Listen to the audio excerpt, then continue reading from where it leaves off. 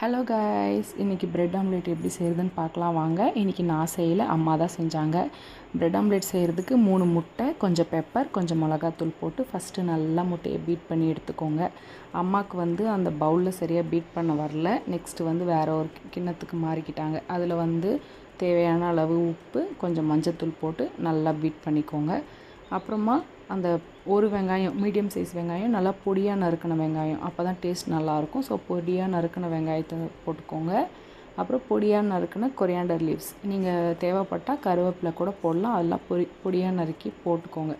போட்டு நல்லா பீட் பண்ணிக்கணும். நம்ம எவ்வளோத்துக்கு எவ்வளோ பீட் பண்ணுறோமோ அவ்வளோத்துக்கு அவ்வளோ நல்லா ஃப்ளஃபியாக கிடைக்கும். அப்புறம் தவா சூடு பண்ணிக்கோங்க. தவா சூடு பண்ணதுக்கப்புறம் 1 ஸ்பூன் பட்டர் நான் அம்மாவை கத்தியில் தான் எடுத்து போட சொன்னேன். அம்மா ஸ்பூனில் தடவிட்டுருக்காங்க. அப்புறம் 2 ப்ரெட் எடுத்துருக்கிறேன். 2 ப்ரெட்டை நல்லா மாற்றி போட்டு டோஸ்ட் பண்ணி எடுத்துக்கோங்க.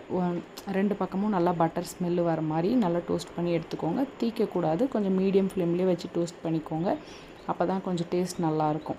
அப்புறம் டோஸ்ட் பண்ணி எடுத்ததுக்கப்புறம் அதை தனியாக நம்ம வேறு ஒரு பிளேட்டுக்கு ஷிஃப்ட் பண்ணி வச்சுக்கணும். நெக்ஸ்ட்டு அதே தவாவில் முட்டையை அந்த பீட் பண்ணி வச்ச முட்டையை நீங்கள் ஊற்றுங்க. நான் அம்மாவை 2 பேட்சாக ஊற்ற சொன்னேன், ஆனால் அம்மா ஒரே பேட்சாக ஊற்றிட்டாங்க. பரவாயில்ல. அப்புறம் கொஞ்சம் லைட்டாக வெந்ததுக்கப்புறம் அந்த 2 நம்ம ப்ரெட்டு ரெடி பண்ணி வச்சுருக்க ப்ரெட்டை நீங்கள் சென்டரில் வச்சு அப்படி இப்படி ஒரு மடிப்பு அப்படி ஒரு மடிப்பு மடிச்சுக்கோங்க. அப்போ டேஸ்ட் வைஸ் நல்லா தான் இருந்துச்சு. அம்மா செஞ்சு கொடுத்தாங்க, சூப்பராக இருந்துச்சு.